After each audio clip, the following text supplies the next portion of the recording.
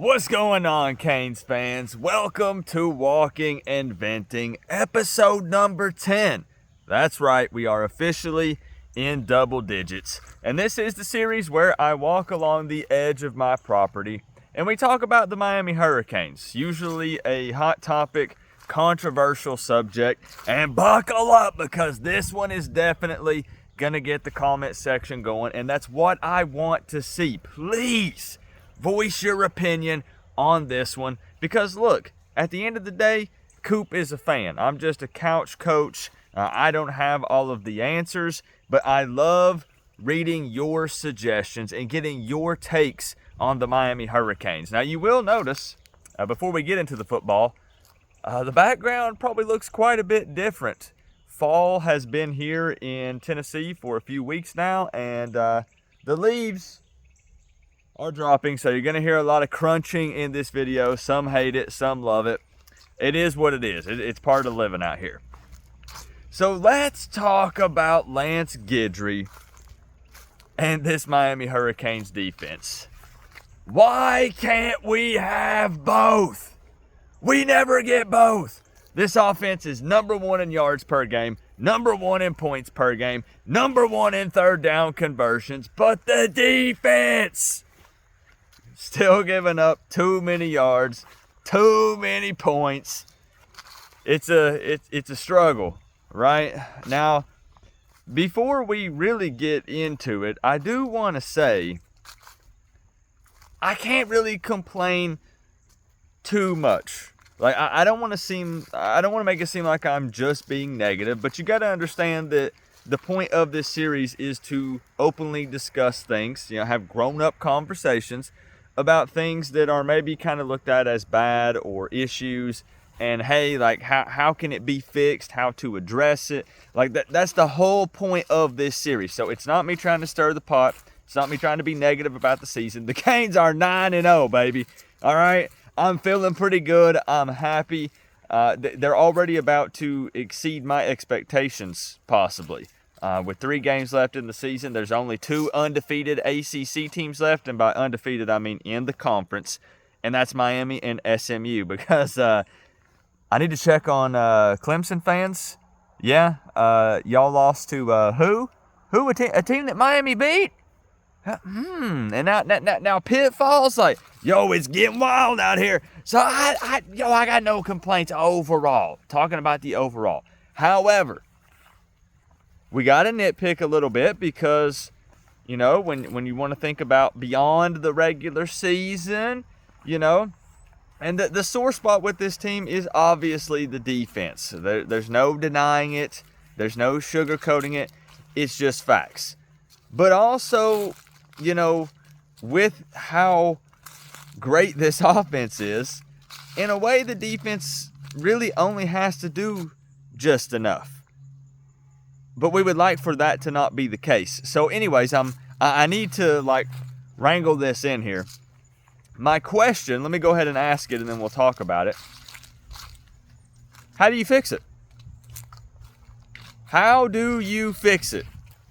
I'm sure you guys have some suggestions, so let me hear them. I don't want to hear fire Lance Guidry, however. I think that's really, really stupid. I know that during the games, this is what kind of sparked this whole conversation in the first place. During the live hangout for the Duke game, when Miami went down 11, a lot of people were spamming fire Guidry, fire Guidry. It's time to get rid of Lance Guidry. And you guys know that I've been preaching that I want some consistency. I would like to maintain, or retain, not maintain, retain, the coordinators, have them for more than just 1 or 2 years at a time. Like, it gets tiring. And, when change is needed, but I like to keep some familiar faces there. The recruits know what defense, offense, they're playing for. They know the coordinators. They build those relationships. I just coming in and just straight saying, well, just get rid of Guidry. I really, are we sure about that? And I know they don't mean right now. That'd be catastrophic. You're not 9-0 and then you fire your defensive coordinator 9 games into the season. I understand. Remember, guys, it's reacting in the moment. So you're venting the frustrations during the game. You got to remember that. So I don't think those people actually mean to do that right now, but they're absolutely frustrated with Lance Guidry because the team has been struggling specifically in the first half of games and digging a bit of a hole for this team. And thank freaking goodness the offense is able to overcome it because they're averaging so many points per game.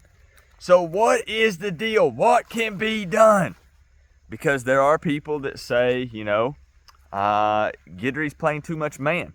And Miami doesn't have the players to be in man that often. Then other people say, okay, well, Guidry doesn't really understand the player personnel that he has and how to work with them. So what's going on with that? Some people say it's actually just the players, that Guidry's schemes and stuff are fine. He just doesn't. The players just aren't playing well. They're not communicating like they should. Some people say, hey, maybe should change up some of the guys that are out there. They say there should be more Zaquan Patterson. Even though he's young, they think he's a high IQ football player that could, make a lot of plays and help out the defense a ton. Some people say he's not making the in-game adjustments in the first half, but he's killing it in the second half, so why can't he do that in the first half? Either way, no matter how you feel, I will say that personally, I would like to see the D-line helping out a little bit more because, they are getting pressure on the quarterbacks, but they're not really getting home. We're not really getting the sacks that I would expect out of this D-line with, all the hype and stuff that they bring. But to be fair, I do think that it is a little difficult because we're now 10 games coming up, 10 games into the season, and teams have a lot of tape on Miami. This applies to every team, but they're getting the ball out pretty quickly now. That seems to be part of the game plan for these offenses going up against Miami's D, and it's not giving the D-line a lot of time to actually get to the quarterback and rack up the sacks. But still, I would like to see more sacks. Would love to see that help out those DBs a little bit. They've also apparently figured out that communication can be a bit of an issue. And there's a lot of motion, a lot of pre-snap motion, especially late. And I'm a little worried because Georgia Tech does that anyways, and it's very possible that we see a lot of that this weekend against them. But how, again, this is a very weird walking and venting because I don't really have much of an opinion on what an answer, what a solution would be for it, because it seems like a combination of things. They are doing just enough because the team is winning, but it'd be great if they could play a little better, especially in the first half. I mean, against Duke, in the second half, you saw the adjustments from Guidry. They forced, 3 or 4 turnovers in the second half of the ball game, got the ball back in the hands of the offense. They're scoring big points. Next thing you know, Miami's in the lead, taking care of business. I do think that I would like to possibly see more Zaquan Patterson out there. Damari Brown being back, we continue to, preach about this, but you don't want to rush him.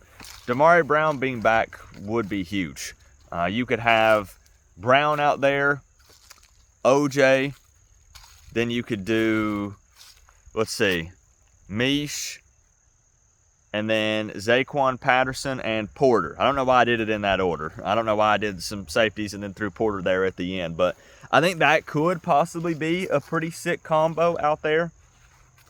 Also, maybe in obvious passing downs like third and 10 or 3rd and 12. Maybe I'm going to ruffle some feathers. Do you put someone else out there other than Kiko? Maybe. I know they seem to be kind of targeting him and exposing him a bit, and some of that's the type of defense that Guidry is running on those downs. But maybe if that's going to be the case, if he's going to run that, and it's an obvious passing down, do you put a faster linebacker out there, maybe like a Pruitt or Washington, possibly? Again, I don't know. I'm literally just trying to throw some suggestions out there. It really, truly seems like it's just a combination of things. Guidry, I like the guy overall. I think he's a smart guy. I mean, I love the adjustments that we are seeing going into the second half. And I don't know, maybe, I'm assuming here, maybe he's not super concerned with it because he knows the offense can put up points. You really feel it out in the first and second quarter. You do what you can. And then you go into halftime and he makes some really big moves and some changes, and it seems to be quite effective in the second half of ball games. And I know he is limited to an extent.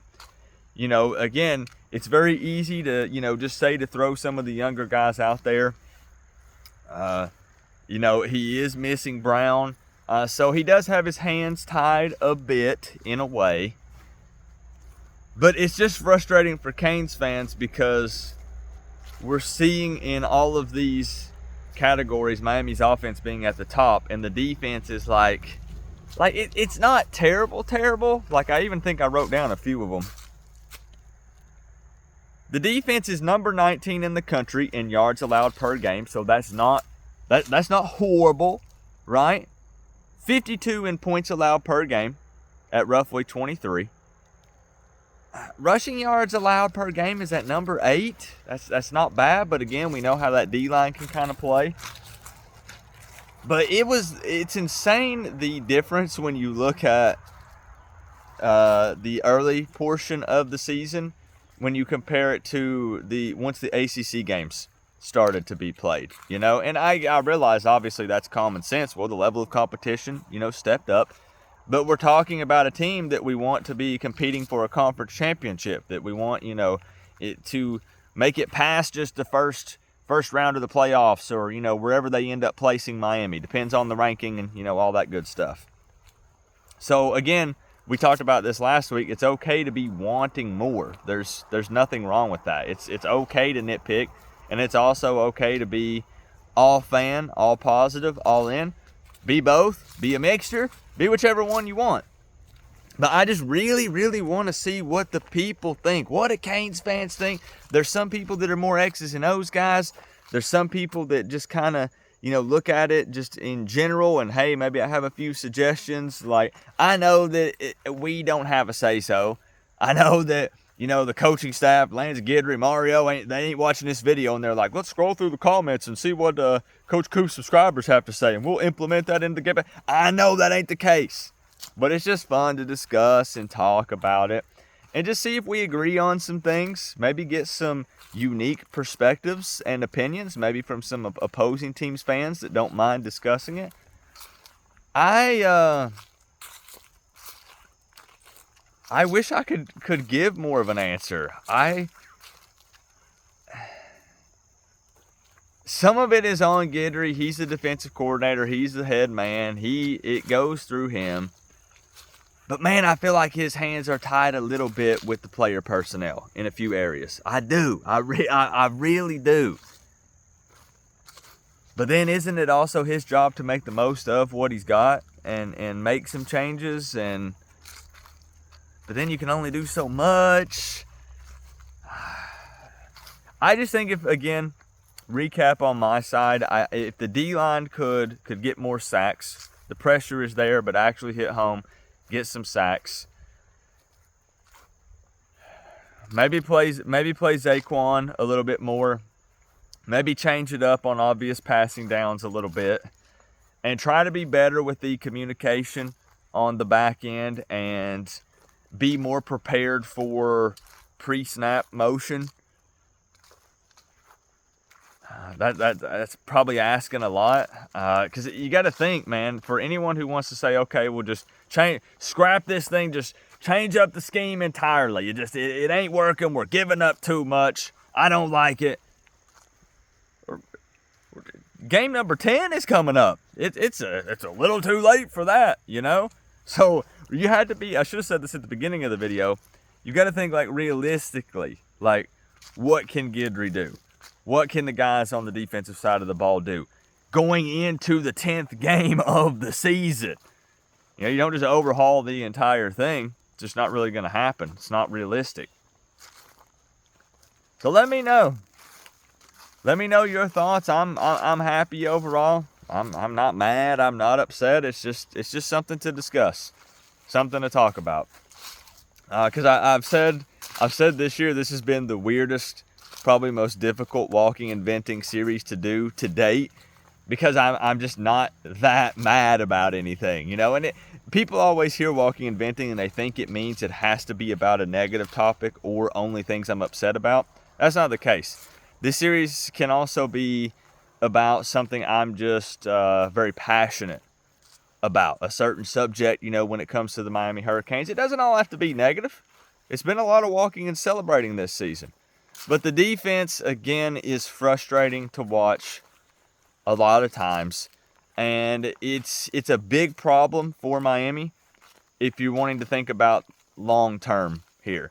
Could they still go all the way with this defense? With the way the offense has been playing? Maybe. Yeah. This offense can compete with any team in the country. They can go toe-to-toe with any team, period. And I firmly believe that.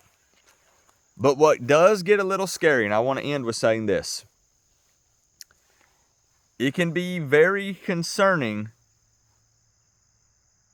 when you think about the fact that not everything always goes your way. And all it takes is the offense having an off day, and they need a little more than usual from the defense. And if that's the case, can that defense step up and take care of business? Can they can they do a little more and help out the offense a bit? Because sometimes the ball doesn't bounce your way. Sometimes, you know, hey, you're finally driving, you're trying to make a comeback, and instead of it being a touchdown, it ends up being a pick. You lose the momentum. Hey, defense, you've got to step up, do something. They give up a big explosive play for a touchdown. Now you're in too deep of a hole. And it's a playoff game or the conference championship. So you just thinking about it, just keeping it in the back of our minds. But 9-0, man. 9-0. This is more so just opening up the comments and hearing from you guys, more so than me giving a super solid opinion on how I feel about it, because I'm not 100% sure. I don't know how to feel. I don't really know what to say. So you tell me. You tell me. That's what this one's going to be. Remember though, guys, we're all one big happy college football family, but at the end of the day, I gotta say, it's always better when you get to rep the U. Coach Coop, peace out. I'll see y'all in the next one.